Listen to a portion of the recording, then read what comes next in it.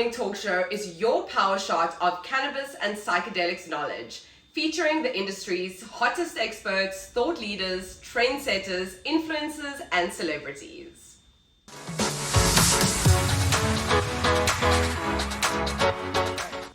I'm your host, Melissa. Join me and our esteemed guests as we reflect on the current and future of the global cannabis and psychedelics industry.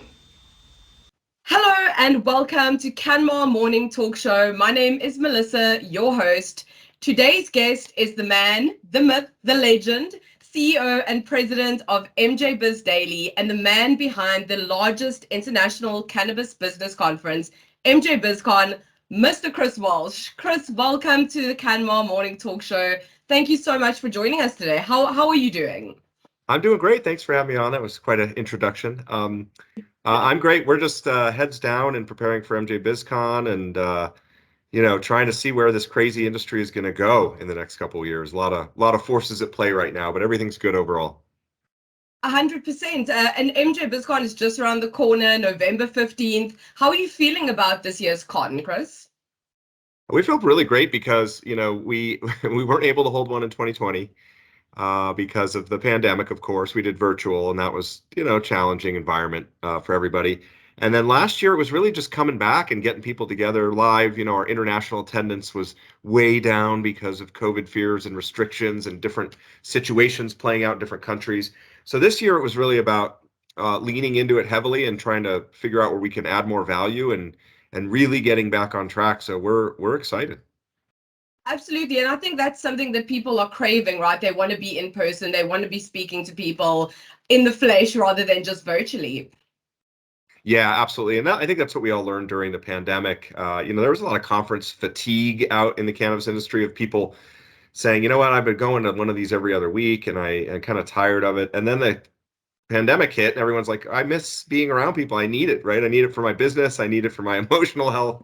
I think people, when we held it last year, it was in October and it was still COVID times, and then a month later we got hit with the latest variant. So I think now, obviously, people are feeling more safe and comfortable going out, especially into big groups like this. And I think, everyone's really looking forward to being around each other and helping their businesses grow. For sure. And especially with a crowd this size, I mean, there are so many people exhibiting and attending this year, the largest turnout to date. So maybe you can talk a little bit about how MJ BizCon has grown and evolved over the years. Yeah, when we held our first one back in 2012, it was in Denver, Colorado. And, we had about 30 exhibitors and about 400 attendees.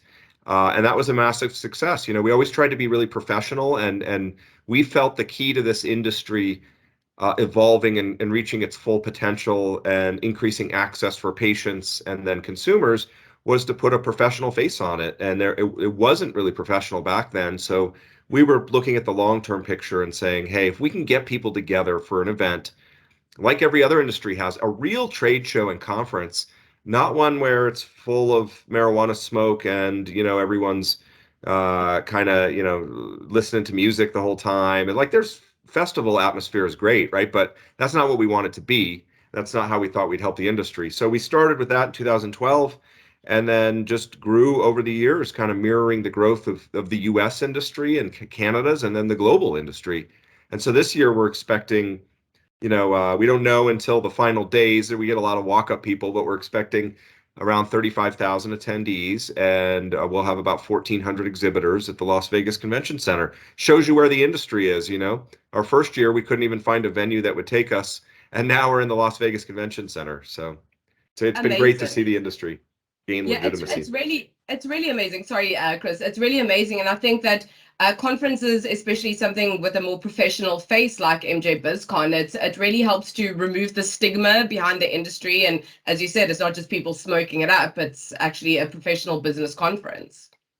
Yeah, and that that stigma still exists, and we as an industry, we have to find the balance, right? We have to be professional. We have to come across to the mainstream as professional and responsible business people and an industry that embraces that. But at the same time, cannabis has its own unique culture and everyone's in it. Usually, a lot of people are in it for personal reasons. They found their own experience with the plant, or someone in their family or their friends for medical or just recreational, or people they know got off opioids or alcohol, by using it. Like a lot of people have a personal story, so it's not just any other industry. And then even on the kind of the recreational side, right? A lot of people just enjoy using it, and it's not a product to them that's marketed and sold. So we have to find that balance between embracing the culture of cannabis, but also realizing that for the business side, you have to have that professionalism to gain legitimacy. So that balance is always at the forefront of our minds. Absolutely. And that, what you said about it, everyone kind of having their personal cannabis story. It's a perfect segue to talk about your cannabis story, Chris. Tell me a little bit about how you got into this industry and what your cannabis story is. Yeah, to be honest, I didn't have a cannabis story at the beginning, which is rare. You're seeing more of this as people from outside industries get in and they see it more as an opportunity. But in 2011, I saw cannabis as a professional opportunity for me. Basically, I was a mainstream journalist at newspapers, business journalist, a reporter, an editor. I covered everything from the high tech industry to the economy. I worked in South Korea and lived there for 2 years, but wanted a change professionally as I saw what was going on with mainstream media. So, in Denver, where I'm based and where I grew up, this medical cannabis industry at the time came out of nowhere. And, all of a sudden it was all over Denver, all these dispensaries, and it was clear that they needed help, that the industry needed help if it wasn't going to be all shut down because of having people spinning signs advertising half-price joints at major intersections, and you're driving by with your kids, right? That wasn't a good look. You got to ease into this. So it just felt like this was an industry. I had a business and journalism background that was ripe for help. News analysis, market data, and then again, professional events is where we ended up. So long story short, the two founders of the company hired me to help launch it, and I just saw it as a fascinating business story that I wanted to be chronicling.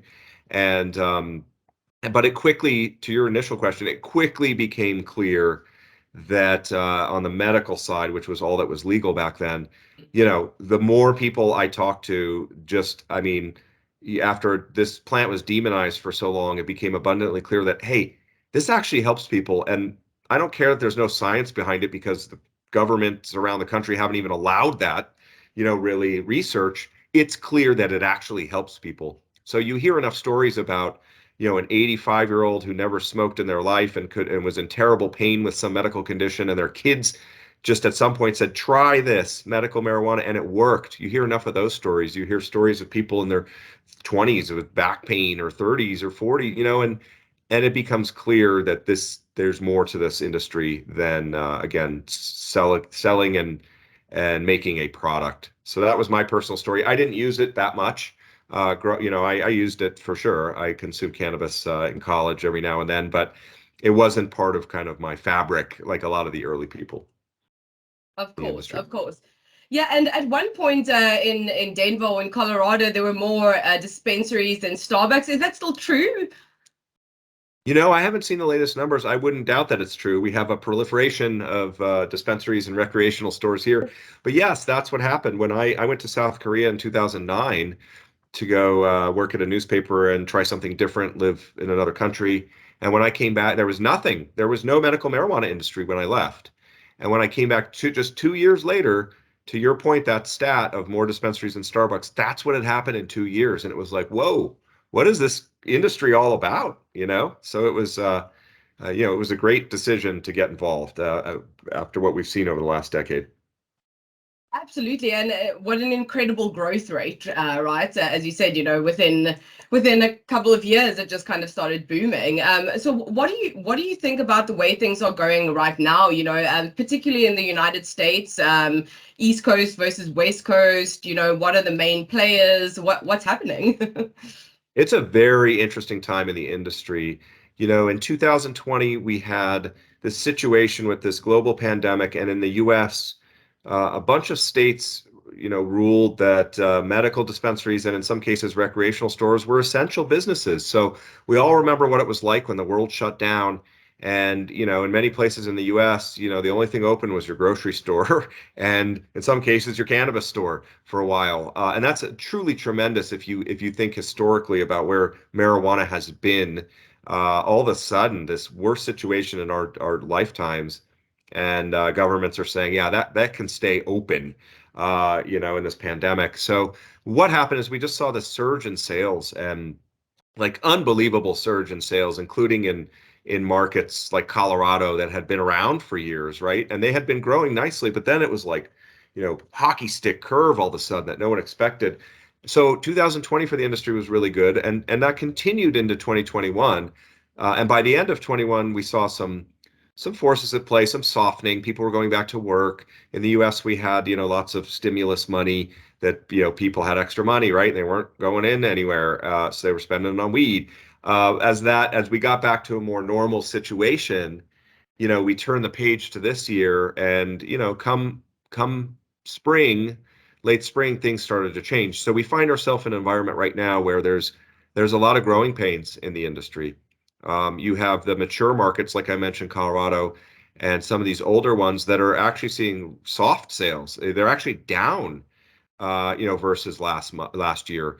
And no one expected that. We thought we set a new benchmark, right? So people built their businesses around that. So you're finding now that these mature markets are struggling, the businesses in them, and there's kind of a reset happening, and some aren't going to make it. And there's forces at play the industry haven't seen, like heavy discounting at retailers, like coupled with huge inflation.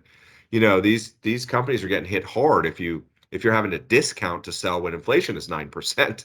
Um, and then you have California, which is the epicenter size-wise of the whole industry worldwide, but also in the US. And it's just gotten worse and worse and worse there because the regulations, the illicit market is just basically thriving and making it harder to compete. The regulatory schemes are just terrible. So, you have a lot of issues right now as the industry matures in some areas. Luckily, though, to your point, so you got the western part of the country, which is really, in some cases, struggling significantly. On the eastern half of the country, you have a lot of the newer markets. And some of them are facing some of these challenges now that you're seeing in the West, where wholesale prices are declining, right? They're not able to get the prices they used to, and and competition is ramping up. But you also have these newer markets that are exciting, like New Jersey rec, New York rec, Connecticut rec. So a lot of people have shifted their attention there. So there is kind of a split in the industry, and how you're doing really depends in many cases on what area you're focusing on geographically. If you're not in a lot of these Western markets and have strategically picked some of these other ones, even a small one like Arkansas, people are doing well. That's what we're seeing in the U.S. So it's an interesting time, and there needs to be a culling in the industry to get it to a sustainable level. This is all experiment. We haven't done this in the world before, and it hasn't been that long. So we don't have a blueprint for how this is going to play out. But we have some trends we can watch, and businesses are going to have to adapt. Absolutely. As you mentioned, it's still an emerging market. There's still a lot we don't know about what is going to happen next. So on that note, of course, there are some trends and predictions. What are your thoughts on the future of cannabis in the United States or even globally, especially in terms of legalization on a federal level? Of course, we have Biden saying all of these things. So, what are your thoughts on that? Well, what I've learned in almost 12 years in this industry is, making predictions or thinking you know where it's going to go is foolish. I do it every year at MJ BizCon anyway, when I make predictions. But, I think there's so many variables because of the history of this, of the regulations, and and we don't know, like, especially federally. I'll take the U.S. to start with, and then we'll address global. Who knows? Like, we finally have a sitting president doing actually something and talking specifically about marijuana and doing something positive. Like, that has not happened.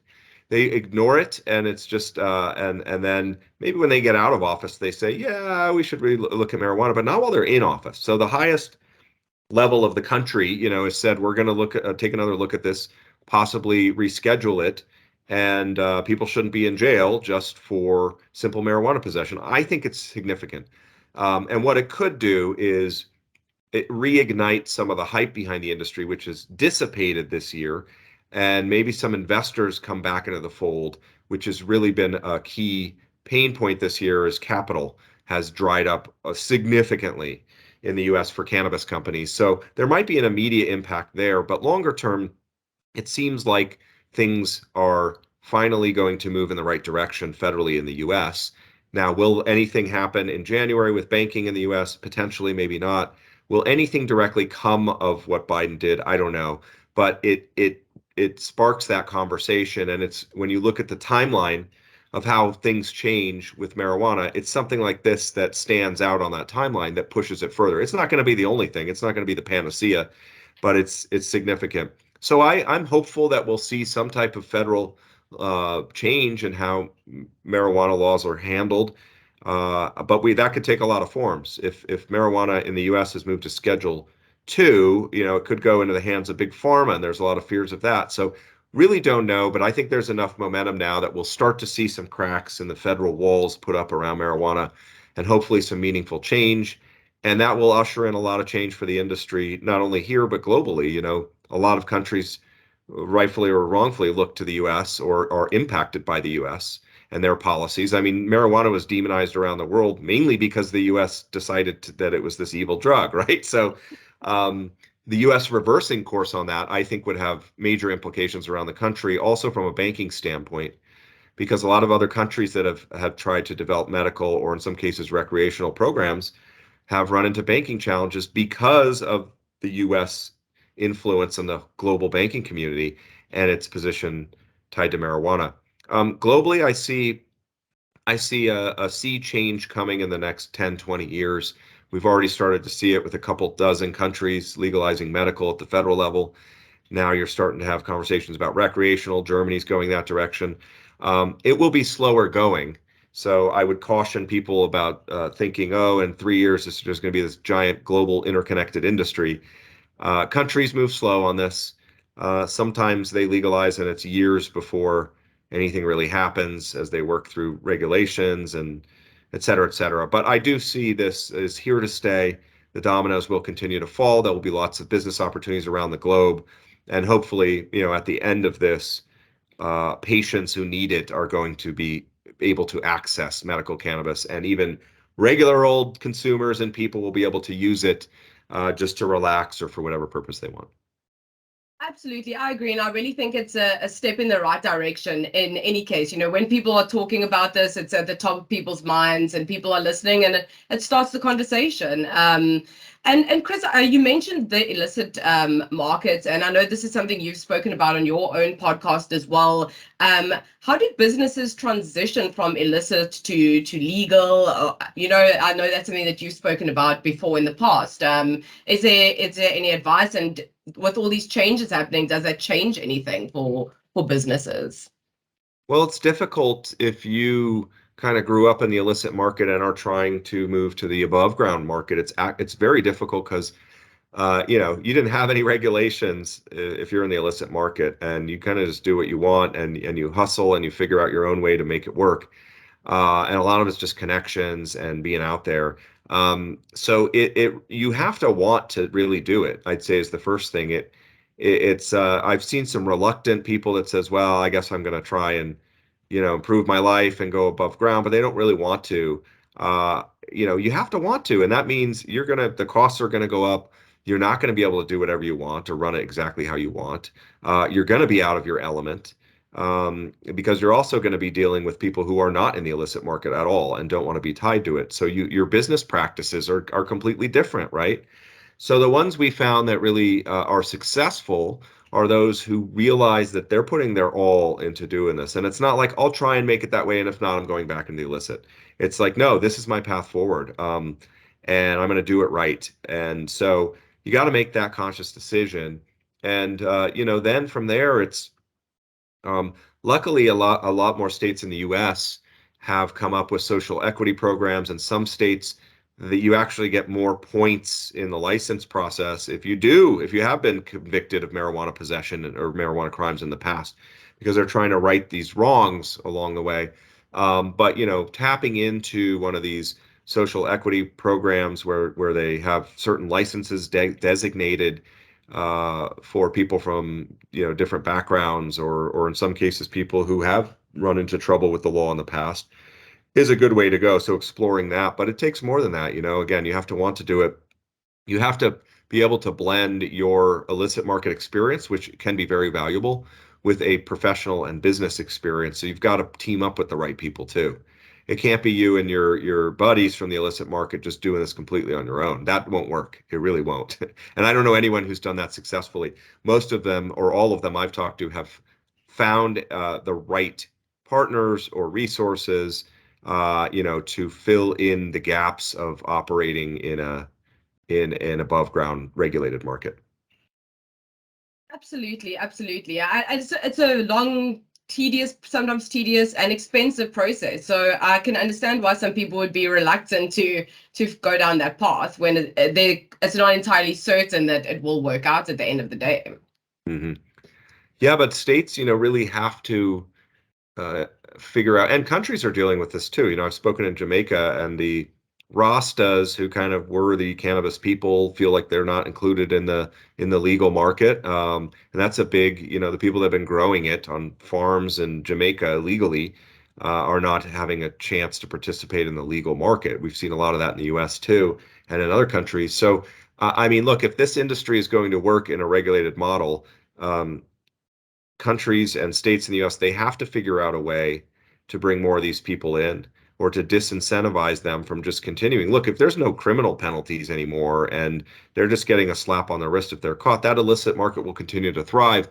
And what happens is that doesn't accomplish any of the goals of legalization, and that's doing it in a responsible way where you have testing, you're giving consumers and patients a reliable product that has some uh some things around it, right? Not just some guy down the street where it could be laced with something, or pesticides could be used, or you don't know what it is, or someone who's making pot brownies and you don't know how strong they are.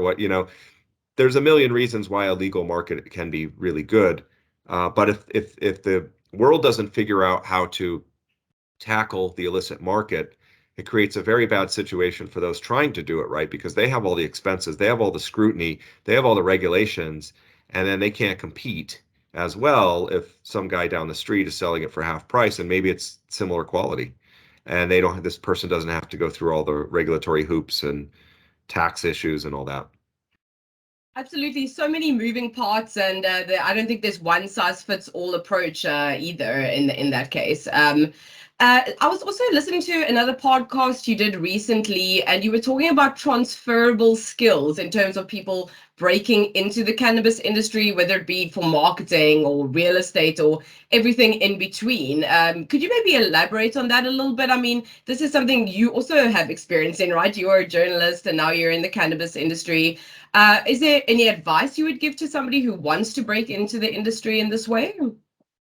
Yeah, that's actually my top piece of advice when anyone asks me kind of what are the opportunities in cannabis. It's, think beyond the obvious, which is, oh, you can grow it and maybe you're making some infused products like gummies, or maybe you're selling it at a retail store or dispensary. Yeah, there's plenty of opportunities there. But you have to think bigger, and because there's a lot of hidden opportunities that people just getting in don't see, or just viewing the cannabis industry don't necessarily recognize. And that's really, yeah, anything that you're good at, this industry needs. It really does. So, from a professional standpoint. So, if you grew up in a different tree, industry wise, whatever you're doing, like you just mentioned, marketing, right? Real estate services, engineering, design, architecture, just the list goes on and on. And all these businesses here need the same things businesses in any other industry need. So I would encourage people to think broader. And to your point, yeah, I mean, I was in journalism and getting an MBA, and this was my path. And we don't touch the plant, right? But when we first started doing this and launching this, we were leaning into our skills. Me on the media journalism side, and the two co-founders came from the banking world and from business to business trade publications, right? So they had some media, marketing, all of that, and we made a great business out of it. And so that's where I would encourage people to think. Again, you've got elements of this industry in agriculture. You've got processing, you've got products, CPG, you've got retail, and then you've got consumer-facing things, which doesn't mean you have to sell the plant, right? There's smoking devices, high-end ones that are monogrammed or aimed at women. Like there's so many things you can do without touching the plant. So that's we've had people from the fashion world get involved, people from graphic design, everything you can think of. Absolutely. That's how I got into this as well. I was doing marketing, content writing, and when people ask me how did you get into the cannabis industry, or how did you find the cannabis industry, I always like to say the cannabis industry found me, and I fell in love. I love it. Yeah. So you can either find it yourself or it'll find you. If you're looking for marketing jobs, and you go on a website, a job aggregator, you know what? Now you're seeing that some of those companies are cannabis companies looking for Absolutely. people. Absolutely. So, Chris, getting back to MJ BizCon, we spoke about the size of the conference. It's going to be huge. How do you prepare and deal with a conference this size? How's the preparation been for it? Yeah, in recent years, we've been lucky. We talk about people from outside coming in, using their skill sets in cannabis. We've seen that more than ever in the last couple of years, where 5, 6 years ago, it was hard for us to hire at MJ Biz. Really experienced people that were not from cannabis. There was a lot of hesitation, like from the mainstream professional world about coming in.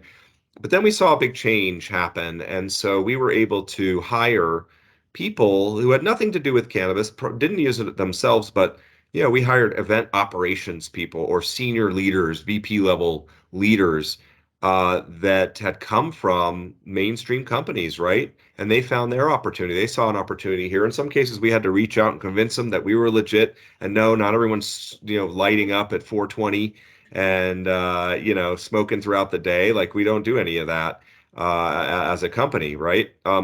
So some of it was us convincing them, and others just looked for a career change and read all about this crazy industry, right? And decide they want to do something fun and sexy and fresh that has growth potential. But so when you talk about preparing for an event like this, in the early days, it was just a skeleton crew. It was me, the two founders, and one or two other people holding the event. Um, but now we have really experienced people who have worked for big business to business event companies and media companies and all that. So it's about our staff. And look, we grew rapidly, but we grew manageably over the years. So if we went from 30 booths and 400 people, and then the next year we had 35,000 and 1,400 booths, that would be a different story. But we've been along the way, we've scaled in the right ways. We've got the right skill sets to really help us put on a show of this size, and it is massive.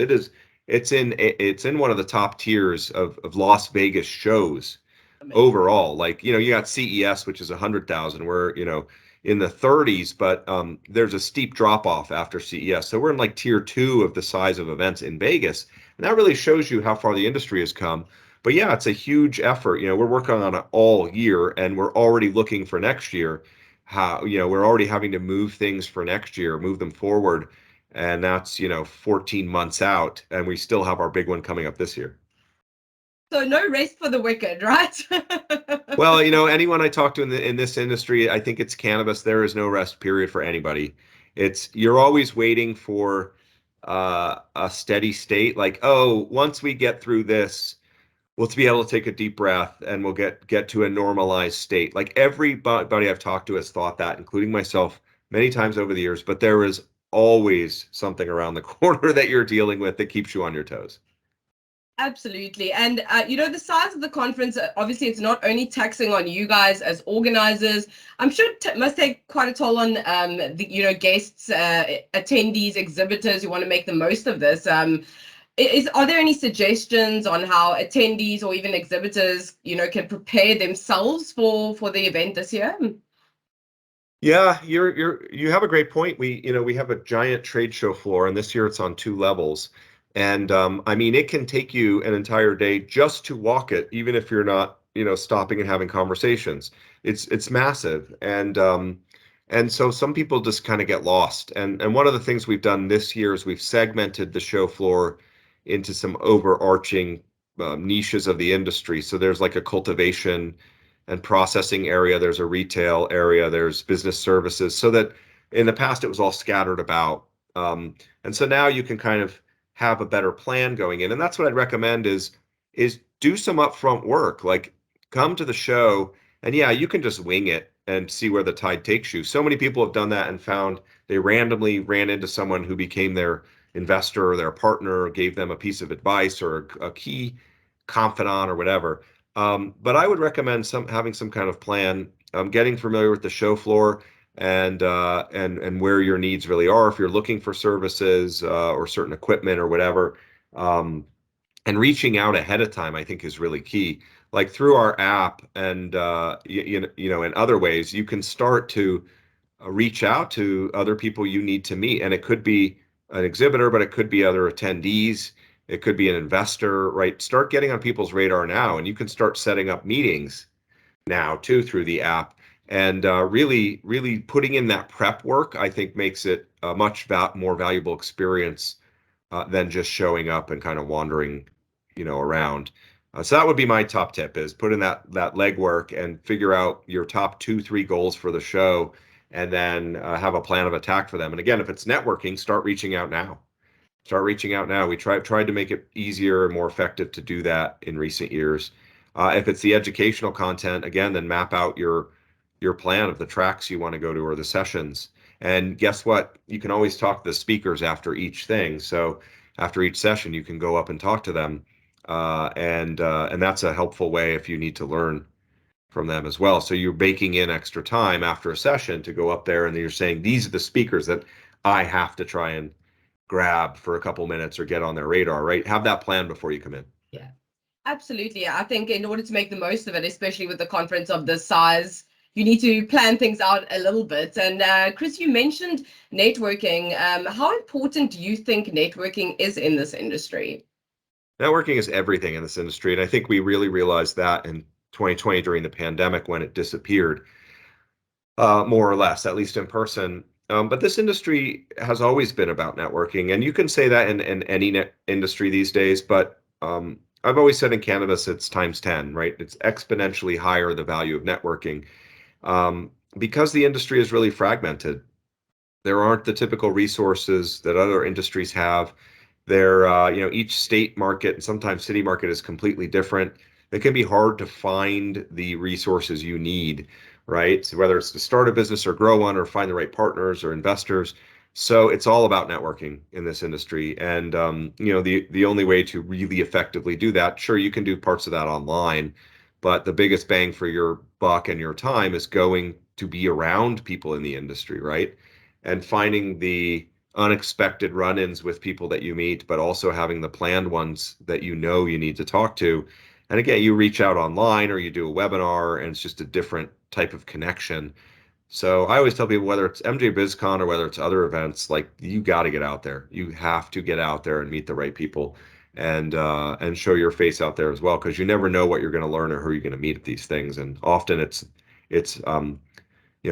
we hear it tons of times, even on my podcast. People are like, it was at MJ BizCon or another event where, because of networking, it cleared my path open for cannabis, or I figured out what I was going to do, or again, met the right person. Absolutely. And I totally agree with you. I think there is a different kind of value in speaking to people face to face and being at an event like MJ BizCon, being surrounded by people who are interested in the same things, who are working in the same industry, and you can learn and grow and meet the people that you need to meet. I totally agree with you. And I think it is very different from online, definitely.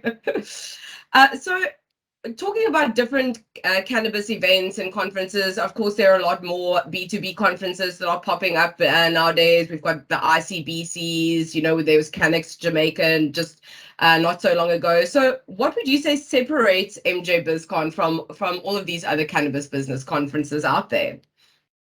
I think that they can all work together for it. When I look at the value of trade shows to the business community, it's not about just one. I think there are various tiers of conferences and trade shows you should be looking at. And, MJ BizCon is the big global one that, anyone who's anyone, especially in the US and Canada, but increasingly, across the globe comes to MJ BizCon because everyone's there, right? So not only is it a huge trade show where you can, accomplish a lot in a short amount of time, like you're going to have the biggest companies, the newest companies, those with innovations, and they're all in one place, right? For the global industry and particularly for the US.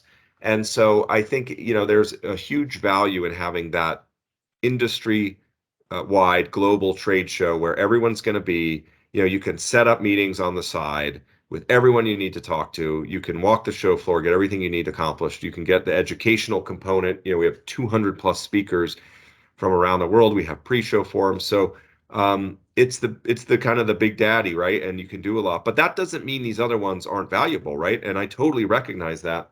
One of our challenges has been it's so big. How do we still create the value for specific interests? If you're a cultivator and you're just interested in cultivation, so now we have more meetups for cultivators. We have more content. Like there's other ways we get at it.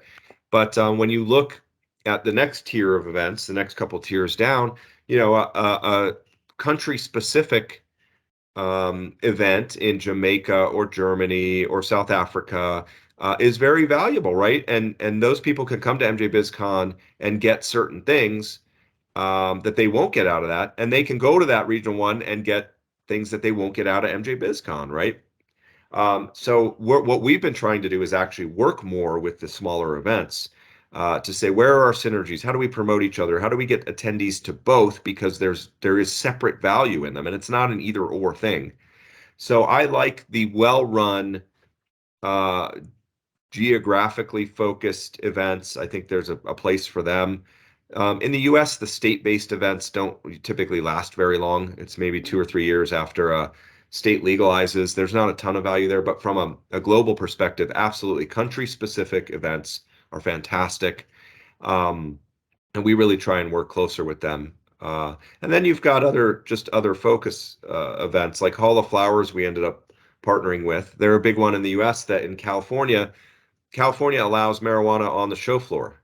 That's the only state you can do that. So Hall of Flowers is a different experience than us. It's more of a business festival, right? But you have retailers and you have brands with product actually there, and you can actually buy there too, right? That's a different model and has a ton of benefits. You can't do that in any other state. You can't do that where we hold ours in Vegas, right? So we recognize that there are different ways to do this. So we partnered with Hall of Flowers, and they have a big experience pavilion basically on our show floor, and you can't have the cannabis there, but it brings those brands out. They have connections with the brands, the infused products companies. So for us, it's really about working with the key other events out there and seeing where we can find synergies to ultimately benefit people in the industry. Absolutely. And I think there's a lot of value in that because we have to work together, right? It's still an emerging market. Everyone needs all the help they can get so that we can take this to the next level. So I love that. I think that's really amazing. And you spoke a little bit about not being able to smoke on the expo floor or whatever the case may be. But I'm sure you have some fun entertainment lined up, some lounges. I know some after parties. What kind of entertainment can attendees expect this year? Yeah, it's for many years we went all the way to one end of the spectrum where of professionalism, where we were like, nope, we have for this industry to gain legitimacy, we have to be way over here, right? And we also have to help the industry understand what it means to be professional. So we were kind of hey, we're going to get business done. It's not the funnest show, like they're not the party guys, right? But I'm going to get all my business needs met. We also didn't want to risk anything, right? In the past, like if we went too far and loosened up too much, we could get kicked out of our venue if people, weren't following rules, if they did start smoking in the place, if what it was like, that was serious risks. And we are like, we can't jeopardize our reputation or the industry's reputation or our business. But as what we're doing now is also loosening our tie a little bit. So, and as we started off this conversation mentioning it's blending the professional side with the culture, right? So yes, you can't smoke. The convention center doesn't allow it, and we're not going to break that law, right? We know the cannabis industry has unique ways of finding how to consume, right? And I understand that stuff happens, but we don't allow it, and we make sure that we put a good face on this industry and we respect the rules of the convention center. But however, we can still have fun, right? So we do have these new lounges this year. We have an outdoor patio is probably the biggest thing we're trying to do. It's going to have food trucks, it's going to have games, it's going to have a DJ. And if you've been to BizCon, we're not that person, right? That's not BizCon. But again, we're trying to bring in a little bit more fun, a little bit more experiential things, because we feel the industry's at a place where we can do it effectively and not have it go off the rails. Another thing is this isn't a festival, right? People that are in it for the business side need a business event. And it's easy to start blurring those lines in cannabis to where you become more of a festival. And then you're attracting the people that, from a business perspective, might not be the most valuable, for you to meet. And so the value proposition can decrease if you go too far in that. So we're balancing that line, but we're going to have some new elements that make it more fun. We're promoting a lot of the celebrities that will be there to tie to the exhibitors when they're going to be there. We haven't really done a lot of that. And then the after parties, we leave it to the industry to do the after parties because they're really good at that. So we have affiliated after parties and we promote those and list them. And anyone who's been to BizCon has probably been to some of the after parties, and some of them are pretty epic. So that's where you can really, loosen up. And you know what? People still do business at these after parties. A lot of them, a lot of them have met key connections or met a new customer, at these things. So it's all working in conjunction, right? It's going to the show and experiencing it that way, and then doing all the things around it, right, that create this larger value to people who choose to invest the time and money to come. Absolutely, absolutely. And I definitely agree with that. I think that I've definitely seen some good networking happening at these parties. People are still always on that kind of networking mode when they're at these things. Yeah. Some of them might not remember what they agreed to the next day, but and you mentioned some celebrities. Of course, I know Burner Cookies, he'll be there this year. Anybody else, any surprises that people might expect celebrity-wise? Yeah, I think nothing I can announce yet, but we have, again, working really with the exhibitors. As everyone knows, a lot of companies in the industry have started working with celebrities to promote their brands, but a lot of celebrities are starting to get involved too. Whether it's kind of the old school celebrities like a Mike Tyson or a Jim Belushi, all the way up to now you've got some bigger current stars like Jay-Z and people like that. So it's really across the spectrum. So, we haven't finalized everyone who's coming, but we'll have some well-known names kind of out there on the show floor and even in one of the sessions where we're going to talk to some celebrities that are involved on the business side about the challenges that they've faced navigating this industry too. They have big names and they have money, but they still have the same challenges everyone else does out there. Absolutely. Very, very interesting stuff. And it's interesting to hear different perspectives from different people. No matter who you are, you're still going to face some challenges in this industry, right? Yeah. So Chris, just to wrap up as our final question for today, what do you see for the future of MJ BizCon? What do you think about MJ BizCon, maybe going to other parts of the world? Yeah, I'm not sure globally. I think our current strategy, we did have events in Bogota, Colombia, and in Copenhagen, Denmark, and we had an event in Canada. This was pre-pandemic, and we were really going to build these little hubs around the world. We have diverged from that recently, obviously, with the pandemic. Where we go in the future, I'm not sure there, but what we're trying to do now is really make MJ BizCon the center, the epicenter of the global industry. We really focused for many years just on the US and then just on the US and Canada. But now we want this to be the global event. And so we're really going to lean into that. We'll be doing more content, more meetups for people from different areas of the world. In the future, I see us having pavilions on the show floor for certain areas of the world with exhibitors from there, with attendees from there can gather. And then whether we restart our strategy of having smaller shows around the world, I don't know. Right now, we're partnering with them in different ways. such as Cannabis Europa and some of the other events out there, I see a strong partnership model for us to really interconnect the global cannabis industry. And at MJ BizCon, it's really about, we see it as kind of following the CES model. CES is the big tech show, and it's a business show, but it gets a consumer element too. And it's kind of the epicenter of the global technology industry. And we kind of use them as a benchmark. There's events and things going on all across Las Vegas, the Strip, when they come. And as we grow, moving outside just the convention center, where we're having maybe niche things all around the city, and truly making it MJ BizCon week, which we've already had designated by the city. That's where we see it going. So you have 1 week a year. You're coming to Vegas, no matter where you live in the world, and you're gonna get the biggest bang for your buck to move your business forward in whatever way that means. That's really where I see it going. Very cool. I love that. And hopefully I'll be able to attend next year. Unfortunately, I won't be there this year. There will be some of our CanMar team members there, so keep an eye out. But other than that, I really wish you the best for this year's con. I'm sure it's going to be incredible. I'm very, very sad that I'm not going to make it this year. Oh, me too. Yeah, Oh, no. yeah, very sad about that. But really, thank you so much for taking the time to sit down with me today, Chris. It was really great to chat to you, and I'm looking forward to see where MJ Biz goes in the future. Well, thank you for having me on, and you have some great questions, and I'll plan to see you next year then.